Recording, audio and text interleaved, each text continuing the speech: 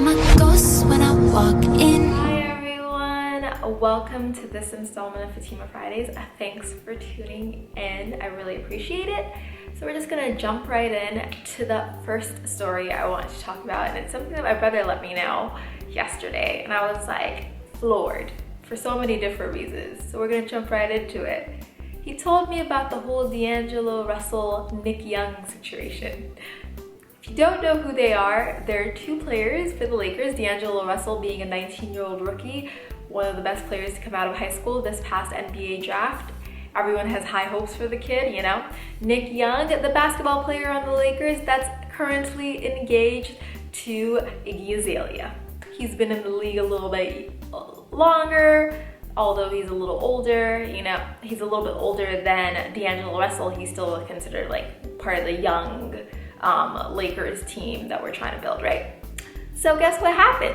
Apparently D'Angelo Russell decided to film Nick Young talking about other women that he's been with, while also being with Iggy Azalea. Yep, just pause and react to that. Like, huh?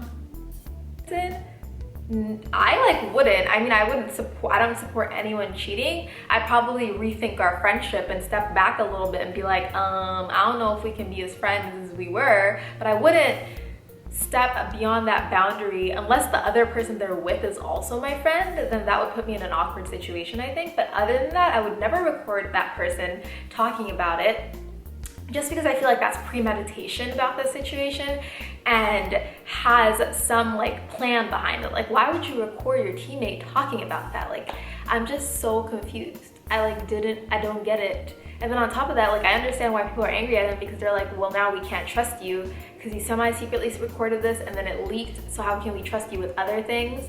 So I feel bad for D'Angelo Russell, but then there's a part of me that's like, Nick Young, why are you cheating? You know, like, no one's talking about the fact that he cheated. Everyone's talking about D'Angelo Russell and calling him a snitch and everything, but hey, he's at fault. I feel like he definitely shouldn't have done that, but Nick Young ain't a little innocent party in this situation. Iggy Azalea is probably one of the only happy people about this video leaking. She commented on it like, thank you.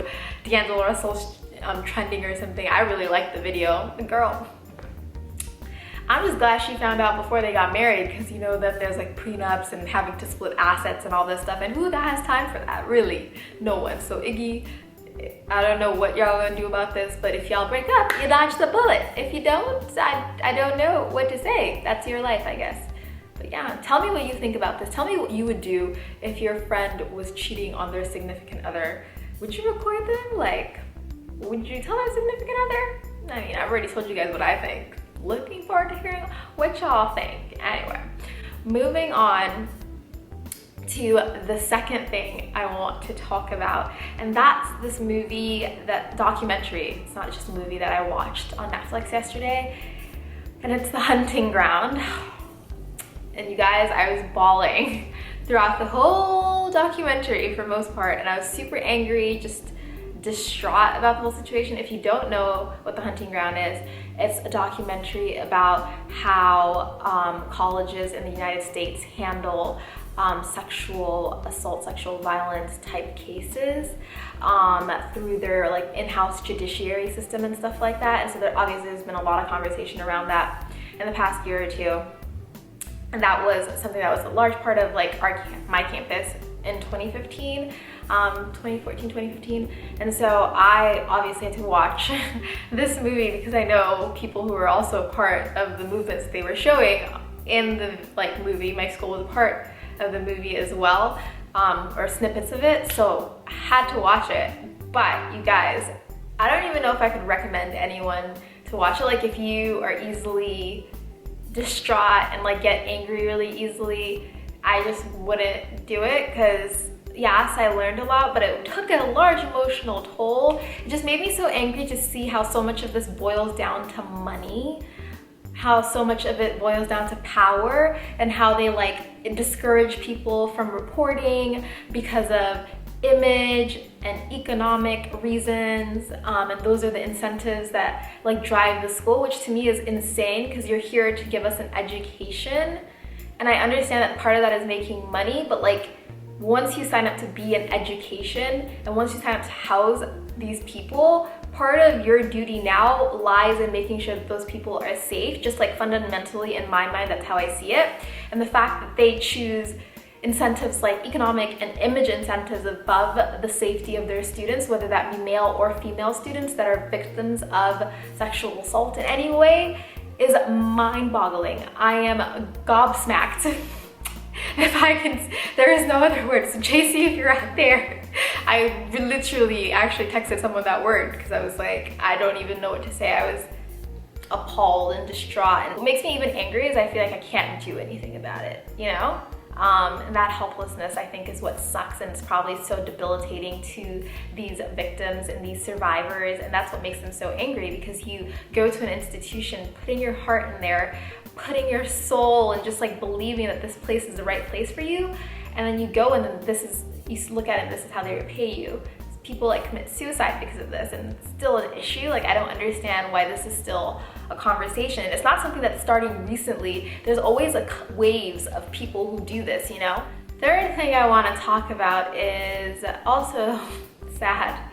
This is a kind of a sad Fatima Friday, but the whole Pray for Belgium situation. There was a huge tragedy, and I'm distraught by the idea that this continues to happen. I'm just losing more and more faith in humanity sometimes. It's just really, really hard to believe that there are good guys out there, you know? But one of the issues that I always see with social media when issues like this happen on a global scale is like the whole changing your Facebook photo to a flag, right? Yes, it's amazing, we're supporting them, etc., etc. For me, I beg the question of, what are the causes that are worthy of doing that? How do we decide which causes that are worthy of doing that? A couple of days later, something just as tragic happened in Pakistan. They just bombed a park on Easter, and there was nothing on Facebook like Pray for Pakistan or change your Facebook profile photo to reflect Pakistan.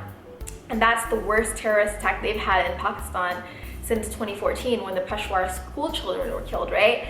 And this happens every day, right? It happens in Nigeria, it happens in other West African countries, non-West African countries. It happens in India, Pakistan, Bangladesh, all over, all the time. Libya, Syria, you know, just the list goes on. A lot of the times the Middle East, but we've become almost desensitized to that issue. Those killings aren't as worthy of creating the social media movement. And I feel like we're forgetting the power of a social media movement and what that means. Like, yes, we're just kind of like, yay, we're supporting, whoa, that's great. But we've also become complicit in choosing what things to support and what things to like put out on social media, like what's worthy of being on social media. I think sometimes we should stop and ask ourselves that question. I don't know why we decide to put certain things on social media and why we don't. Who are the higher ups that decide that? I have no idea. Just think it's something worth thinking about. And yeah, this one's kind of a heavy Fatima Friday, so I'm sorry. I hope that you're having a great week and that you have a great weekend. I look forward to seeing you guys in the next one. Thank you guys so much for watching. If you're new, be sure to subscribe, like, comment, all that good stuff. Join the conversation down below. I want to hear anything that you have to say about the topics that I covered today. And I look forward to seeing you guys in the next one. Bye. Mwah. So the song for this week isn't even one song, okay, you guys? So I finally listened to Sam Hunt's album, Montevello. Guys, I literally just finished searching concert tickets. I might even trek to New Brunswick, New Jersey to watch him, because this album is amazing. Like, literally there's nothing on this album that I do not like. Like, I don't know. It's on point. I was trying to choose one song to share here, and I was like, I literally can't choose one song. So I don't know, just go check it out. I highly endorse it. The quote for this week is a quote by Arthur Ashe that I heard recently and thought was thought-provoking, so here it is.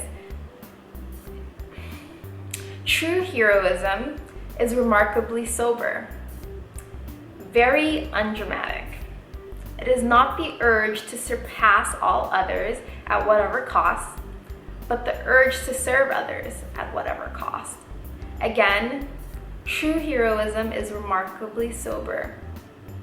Very undramatic.